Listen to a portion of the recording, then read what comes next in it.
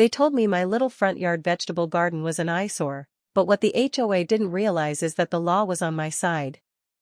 And by the time this battle was over, my garden wasn't the only thing thriving. My HOA was left humiliated, broke, and powerless. Chapter 1: Seeds of Trouble. When the homeowner first moved into the quiet suburban neighborhood, everything seemed picture-perfect. The streets were lined with neatly trimmed hedges, pristine lawns, and identical mailboxes that stood like little soldiers in a row. It was the kind of neighborhood where conformity wasn't just encouraged, it was expected. The homeowners association kept a sharp eye on every blade of grass, every holiday decoration, and every car parked for more than a few hours in the wrong spot. At first, the homeowner had no issue with the rules. After all, the dream was to have a peaceful home, a safe space, and maybe even a chance to put down roots, literally.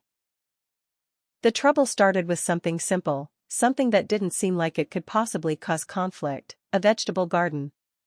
The homeowner had always dreamed of growing fresh food: tomatoes that tasted like summer, cucumbers that crunched with every bite, basil so fragrant it could fill the air with its aroma. With grocery prices climbing higher each week, it also seemed like the practical thing to do. So one sunny Saturday, instead of just mowing the lawn like the rest of the neighbors, the homeowner rolled up their sleeves, grabbed a shovel, and carved out a small section of the front yard to begin planting. At first, it was modest, just a neat row of tomato plants, a few green peppers, and a patch of lettuce. The soil was rich and the plants took quickly, their tiny green sprouts pushing up with determination. Within weeks, the garden was alive with color and growth, looking vibrant against the otherwise uniform lawns on the street. Passers-by would slow down to look, some even smiling as they admired the little oasis of green. A few neighbors even asked questions, curious if they too might try planting something beyond the usual turf grass. For the homeowner, it was fulfilling, proof that with some effort, they could provide for themselves and maybe inspire others to do the same. But not everyone felt inspired. From across the street, one set of watchful eyes grew more irritated with each passing day. The HOA president, someone who prided herself on her perfectly maintained yard and her unyielding control over the community's aesthetic, saw the garden not as a symbol of sustainability, but as a violation. To her, it disrupted the picture-perfect image of the neighborhood. In her mind, a front yard was for green grass and flower beds, not vegetables. Every morning, as she looked out her window, her lips curled tighter in disapproval. The first warning came in the form of a neatly folded letter, placed firmly in the homeowner's mailbox. It was printed on official HOA letterhead, its language clipped and cold. The garden, it declared, was an eyesore and a violation of neighborhood standards. The homeowner was ordered to remove the plants within 10 days or face fines. Reading the letter, the homeowner felt a mix of shock and anger. How could something so harmless, so beneficial, be considered an offense? After all, it wasn't messy or unkempt, it was tidy, well-organized, and thriving. Instead of tearing out the plants, the homeowner doubled down. They carefully weeded, added decorative borders, and even placed small potted flowers around the edges to blend the vegetables with a traditional aesthetic. The garden became even more beautiful, a blend of functionality and design. But this only fueled the HOA president's rage. To her, this was open defiance, a challenge to her authority. She began patrolling the street more frequently, often stopping in front of the garden to snap photos, as if gathering evidence for a court case. Other board members soon joined her, whispering amongst themselves as they peered at the vegetables from the sidewalk. The tension thickened, spreading beyond just the homeowner and the president. Neighbors began taking sides, some openly supporting the garden, others muttering that rules are rules. By the end of the month, the HOA sent a second letter. This one was harsher, filled with threats of escalating fines, legal action, and even the possibility of a lien on the property if compliance wasn't met. To the homeowner, it felt absurd. All this, over a few tomatoes and peppers? The absurdity would have been laughable, if not for the very real threat that the HOA had the power to follow through. But beneath the frustration, the homeowner felt something else stirring: determination. They weren't about to let an overzealous HOA dictate how they used their own land, especially not when it was being done responsibly and with care. They began researching, digging into community bylaws, and more importantly, into city and state ordinances. If the HOA wanted a battle, the homeowner was ready to fight, but this would not be a battle fought with anger. It would be fought with knowledge, patience, and the law on their side. The seeds of conflict had been planted, and like the garden itself, they were beginning to grow. The HOA believed they had control. But what they didn't know was that the homeowner was about to uncover something that would turn the entire situation upside down. Chapter 2: The Escalation. The tension between the homeowner and the HOA had gone from a simmer to a rolling boil. What had begun as a harmless vegetable patch was now the center of neighborhood drama. The HOA president, emboldened by her belief in absolute authority, decided that simple warning letters weren't enough. If the homeowner refused to comply, then more drastic action would be necessary. Her next step was public shaming. At the next HOA meeting, she held up glossy photographs of the homeowner's garden as if presenting evidence in a trial. With a stern face and a voice dripping with contempt, she labeled it a disruption to community harmony. She described it as unkempt, unsightly, and a slippery slope toward neighborhood decline. According to her, if one person was allowed to grow tomatoes, then soon another would plant corn, then another would install chicken coops, and before long, the neighborhood would spiral into chaos. Some members nodded along, clearly more concerned about maintaining their property values than supporting their neighbor's right to grow food. But others shifted uncomfortably in their seats. They had walked past the garden themselves, and it didn't look chaotic at all. It looked vibrant, alive, and, if anything, beautiful. The HOA president, however, ignored these dissenting glances. She was determined to rally support for harsher enforcement. The very next morning, a bright red violation notice was nailed to the homeowner's front door. The sight was humiliating, as neighbors walking their dogs or driving to work slowed down to read it. The notice gave only 7 days before fines would begin accumulating, fines that would start at $100 per day and escalate to thousands if unpaid. But the homeowner did not falter. Instead, they took photos of the garden from every angle, documenting its condition. They photographed the neat rows, the flowers, the decorative border, and the absence of weeds or debris. To any reasonable observer, this was not an eyesore but a perfectly well-maintained yard, just one with vegetables instead of grass. Still, the HOA wasn't done. Over the next week, the homeowner noticed suspicious activity. A man with a clipboard, clearly hired by the HOA, began pacing in front of the house, jotting down notes and snapping pictures. Letters from the HOA began arriving every few days, each one more aggressive than the last. The homeowner's mailbox felt less like a place for mail and more like a delivery chute for harassment. And then came the threats. In one letter, the HOA president claimed that if the garden wasn't removed, the association would pursue legal action. In another, she threatened to place a lien on the property, something that could jeopardize ownership itself. For most homeowners, this would have been enough to break their will, to scare them into compliance. That was exactly what the HOA was counting on. But this homeowner was not like most. With every letter, with every threat, their resolve only grew stronger. They began poring over local ordinances, zoning laws, and state statutes late into the night. What they found was astonishing. Not only was the garden legal, but city regulations actively encouraged sustainable gardening. In fact, the city had passed a Green Initiative ordinance just a few years earlier, protecting residents' rights to grow food in their yards as part of a push for sustainability. It was a bombshell discovery. The HOA wasn't just overstepping, they were potentially breaking the law themselves by trying to ban something the city had explicitly protected.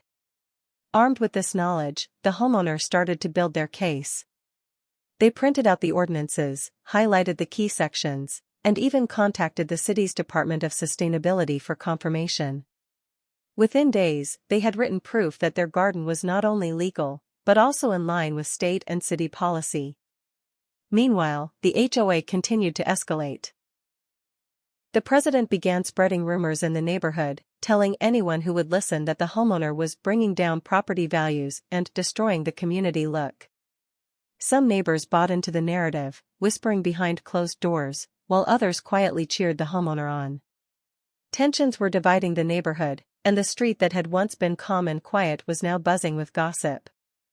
By the end of the week, the HOA sent one final notice, a direct order to appear at the next board meeting, where the case would be decided once and for all. The letter dripped with arrogance, written as though the outcome was already determined and the garden's removal inevitable. But the HOA had no idea what was coming. The homeowner wasn't just preparing to defend their garden, they were preparing to turn the tables in a way that would shake the HOA's authority to its core.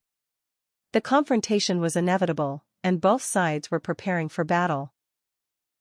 On one side, a powerful association armed with threats and fines. On the other, a single homeowner with determination, and the law itself, on their side. The stage was set for a clash that would expose more than just one conflict. It would test the very foundation of how much control an HOA could have over someone's private property. The garden had started as a way to save money and eat fresh food. But now, it had become something much bigger, a symbol of resistance, independence, and the fight for fairness. And as the day of the board meeting approached, the homeowner knew one thing for certain: this was no longer just about vegetables. This was about standing up to an overreaching HOA and showing them that they had finally picked the wrong fight. Chapter 3: The Breaking Point. The day of the board meeting arrived like a storm on the horizon.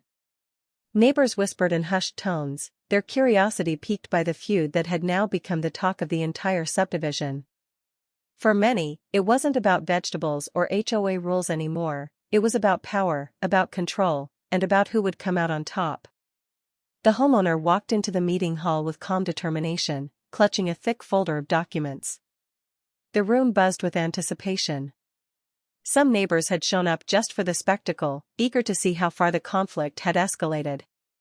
Others were there out of genuine concern, worried about how the standoff might impact the entire community.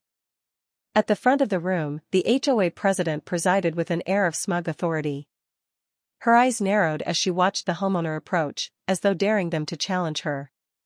Around her sat the board members, a mix of cautious allies and reluctant followers. Some looked stern, others uneasy. Everyone knew that this wasn't just a routine violation hearing, it was a showdown. The president wasted no time. She launched into a tirade about community standards and protecting property values, waving enlarged photographs of the garden as though they were scandalous evidence. Each word dripped with contempt, her voice sharp and commanding. She painted the homeowner as selfish, reckless, and disrespectful to the rules that kept the neighborhood beautiful. The homeowner, however, remained composed. They listened quietly, waiting for the president to finish her speech. And then, with steady hands, they opened their folder. The rustle of papers cut through the silence, and the room leaned in, sensing a shift in the atmosphere. What followed was not an angry outburst, but a carefully constructed argument. The homeowner laid out their case piece by piece, starting with city ordinances, then moving to state statutes. They read aloud the exact wording that protected residents' rights to grow sustainable food gardens in their yards. They presented emails from city officials confirming that the garden was not only legal but actively encouraged. Murmurs rippled through the audience. Some neighbors leaned forward, their eyes widening as the realization sank in. The HOA president's face, once so confident, began to harden into a scowl. But the homeowner wasn't finished. They went further, pointing out how the HOA's attempts to suppress the garden directly contradicted the city's sustainability initiative. By issuing fines and threats, the HOA was not enforcing community harmony, they were violating established law. And in doing so, they risked exposing the entire association to legal liability. The room fell silent. The board members glanced at one another, the weight of responsibility settling heavily on their shoulders.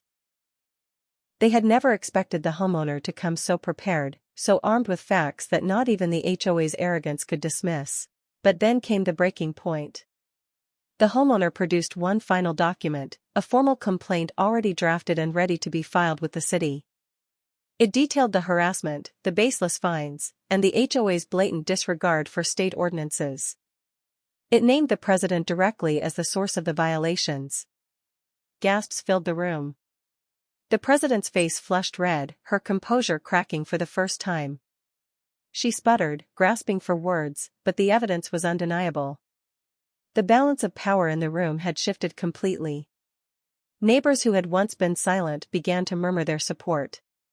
Some nodded in agreement with the homeowner's words, whispering about their own frustrations with the HOA's overreach. A few even clapped softly, though quickly stifled under the president's glare. The board, sensing the tide turning, grew restless. If they stood behind the president now, they risked exposing themselves to legal consequences. But if they sided with the homeowner, they risked fracturing the authority of the HOA. It was a no-win situation, and the weight of it pressed down on every decision-maker in the room. The meeting ended without a resolution. The president, seething and humiliated, stormed out of the hall, vowing that the matter was not over. But everyone could see the cracks forming. Her power, once absolute, was now fragile. For the homeowner, it was a bittersweet victory. They had held their ground and exposed the truth, but the battle had taken its toll. Weeks of stress, harassment, and hostility had transformed their peaceful neighborhood into a battleground. And yet, there was no turning back. The fight was no longer just about keeping a garden. It was about setting a precedent. It was about proving that one person could stand up to an overreaching HOA and win. But the war was not finished. In the days following the meeting, the HOA doubled down.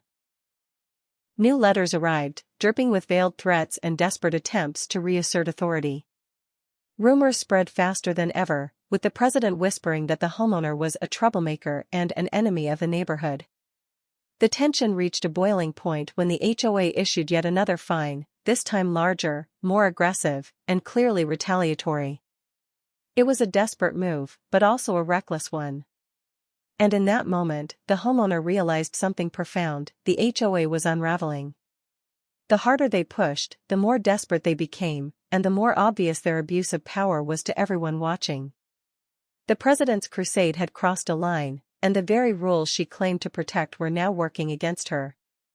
The breaking point had arrived, not just for the homeowner, but for the entire neighborhood. The question was no longer whether the garden would stay. The question was how much damage the HOA would inflict on itself before it finally collapsed under the weight of its own arrogance.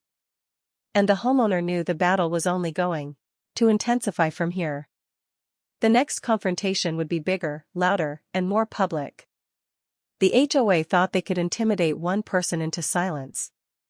Instead, they had awakened a storm that threatened to dismantle their authority altogether. The fight had moved beyond letters and fines. It was now a war for control, and both sides were preparing for the next move. Chapter 4: Turning the Tables.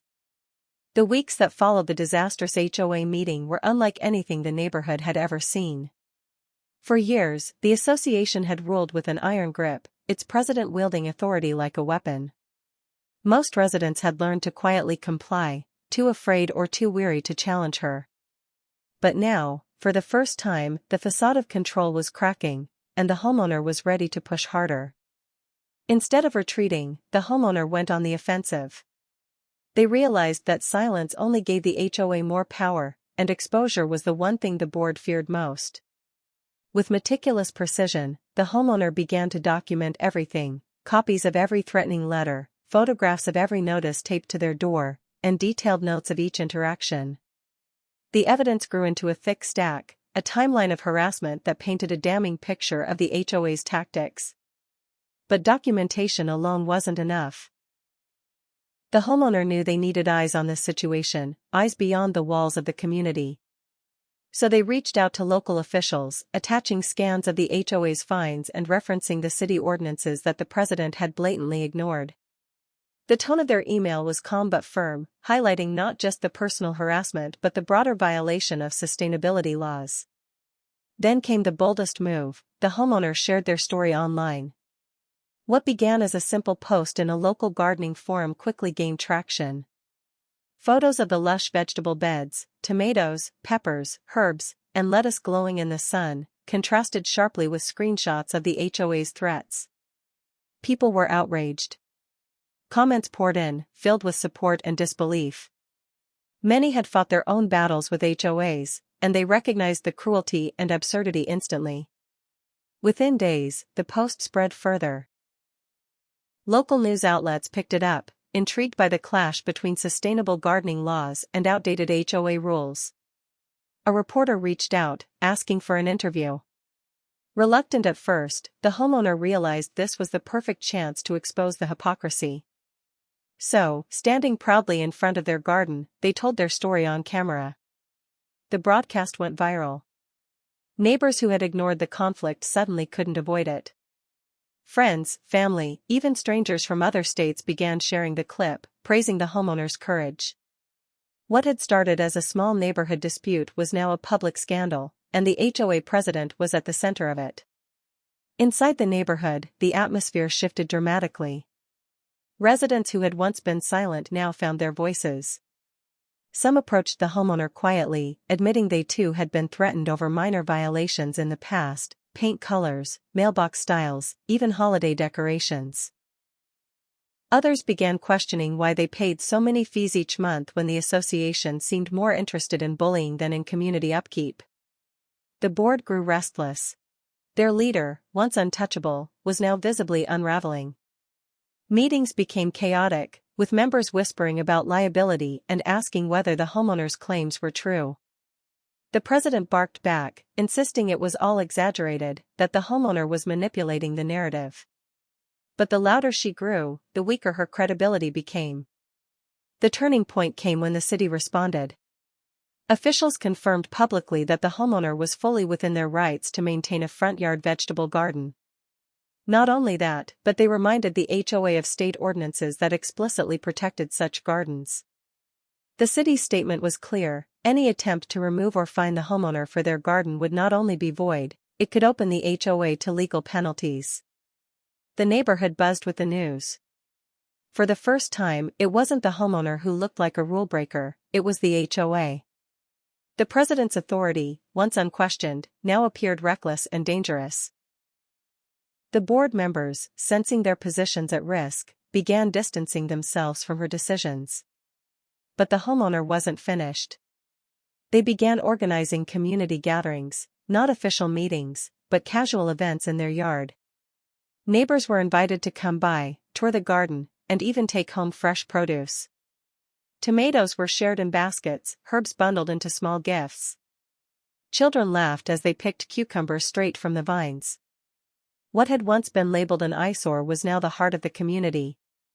The garden wasn't just feeding one household anymore, it was feeding relationships, conversations, and solidarity.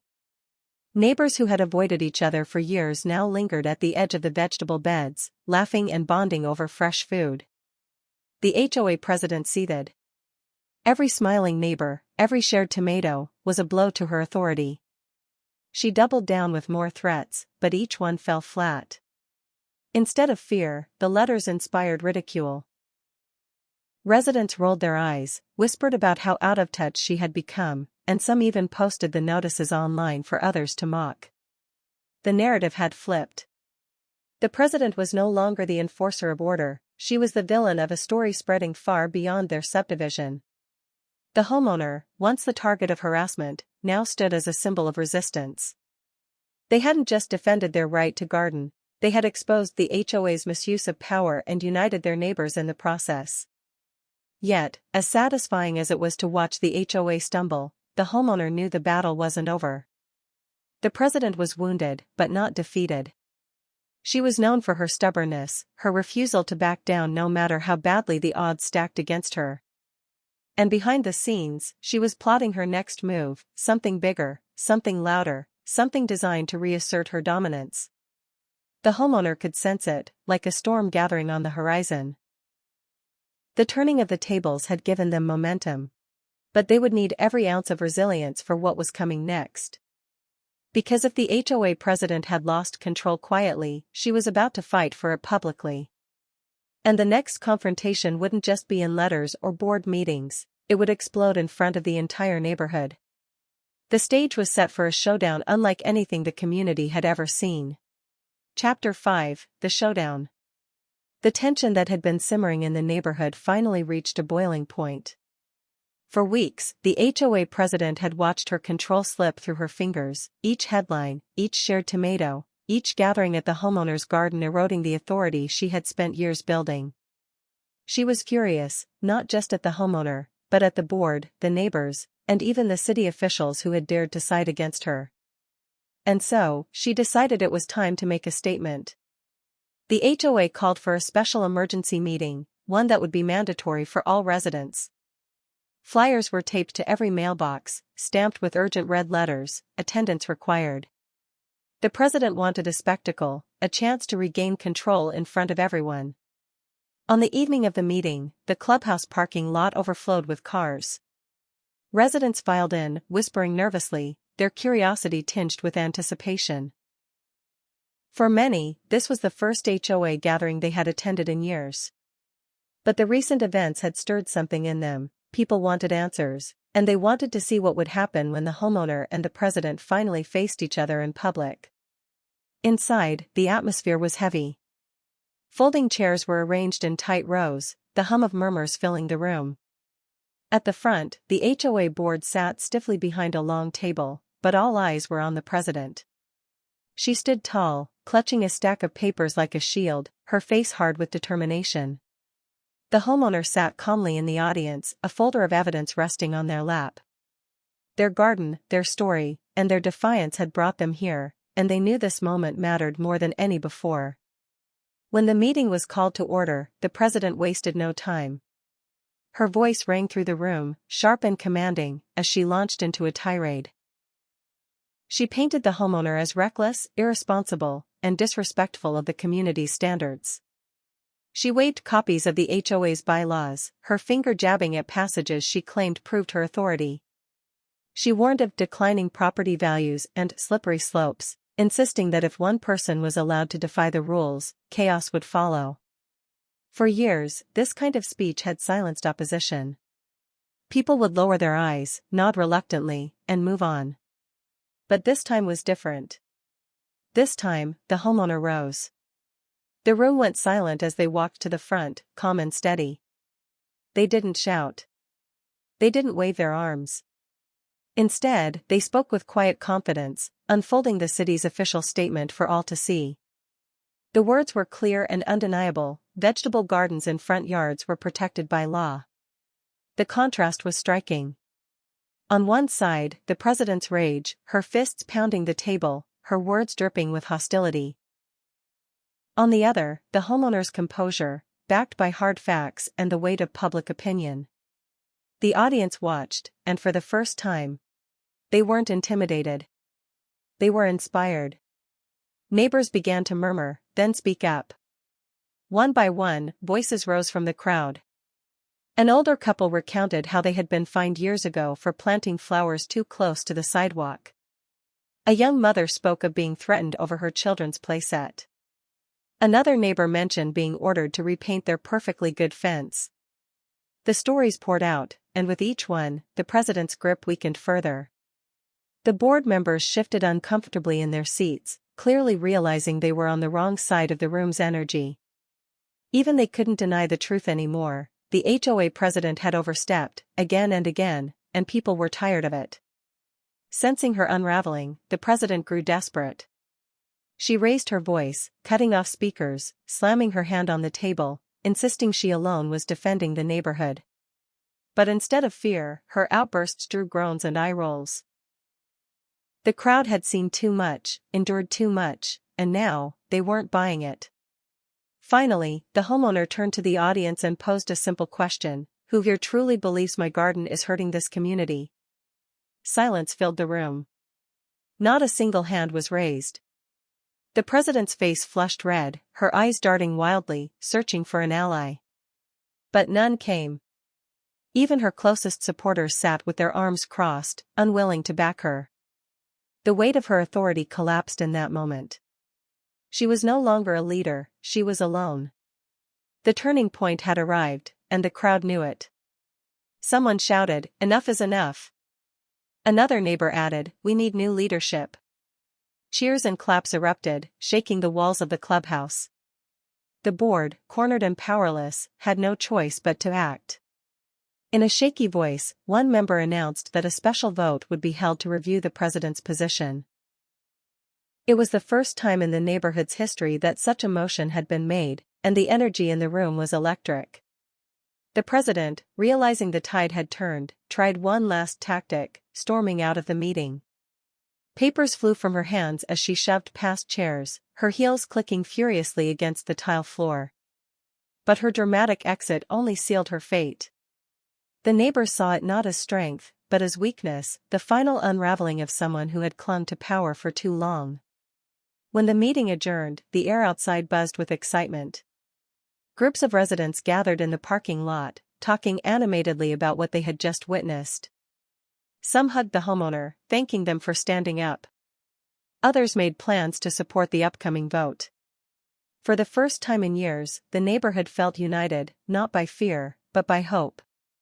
As the homeowner walked home that night, past the rows of houses that had once seemed cold and divided, they noticed something different.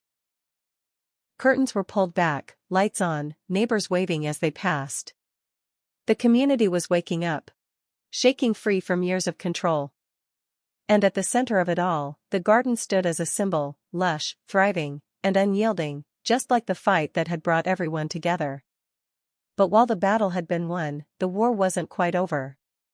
The president was gone for now, but her influence lingered. Rumors swirled that she was planning to challenge the vote, to dig her heels in and fight back harder than before. The homeowner knew the reckoning was near. What had begun with a few seedlings in the dirt had grown into something much larger, a confrontation that would decide the future of the neighborhood itself. The true showdown wasn't the meeting. It was the vote to come. And in that moment, the homeowner vowed they would not back down, not now, not ever. Chapter 6, Aftermath and Reckoning. The neighborhood had never been this alive before. In the days following the explosive meeting, the streets hummed with conversations, whispers, and plans. Neighbors who once avoided each other now leaned over fences, trading stories and forging alliances. The garden in front of the homeowner's house had become a gathering place, not just for vegetables, but for hope. Everyone knew what was coming, the vote. For the first time in the HOA's history, the community would decide whether the president stayed or was removed. It was more than a procedural event, it was a reckoning, a test of whether people would reclaim their neighborhood or sink back into fear. The president, of course, did not go quietly. She canvassed the streets, knocking on doors, trying to stir fear like she had for years. She warned of chaos, declining home values, and outsiders who would destroy the carefully maintained order. But her words fell flat. People remembered the meeting, the arrogance, the bullying. They had seen the city's laws in writing. They had tasted empowerment, and it was sweeter than any threat. On the day of the vote, the clubhouse brimmed with residents once again. The air was thick with anticipation. Ballot boxes sat at the front, guarded by neutral volunteers, while board members shuffled papers nervously. Even those who had long been indifferent showed up, sensing that history was about to be made. The homeowner stood quietly in the back, watching it all unfold. They weren't the one on trial, but in many ways, they felt as though they were. Their garden had sparked this fire, their refusal to bow had pushed the issue into the open. And now, the neighborhood's future hinged on what would happen here. The president made her final plea. She stood at the podium, her voice sharp but weary, a shadow of the command she once wielded.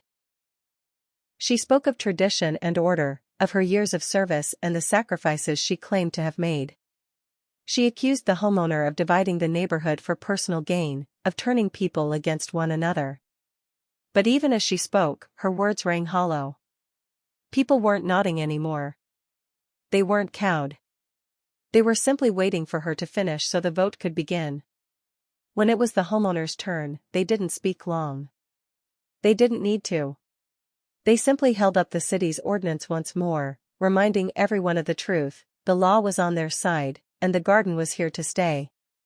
Then they looked out at the crowd and said, "This isn't about me. This is about us." About whether we want to live in fear, or live together as neighbors. The room erupted in applause. Ballots were cast, one by one. The tension was palpable as volunteers collected them, shuffled them, and began the count. The silence was so thick you could hear papers rustling, pencils scratching. People leaned forward in their chairs, their eyes fixed on the front table. And then, the results came. The president had lost.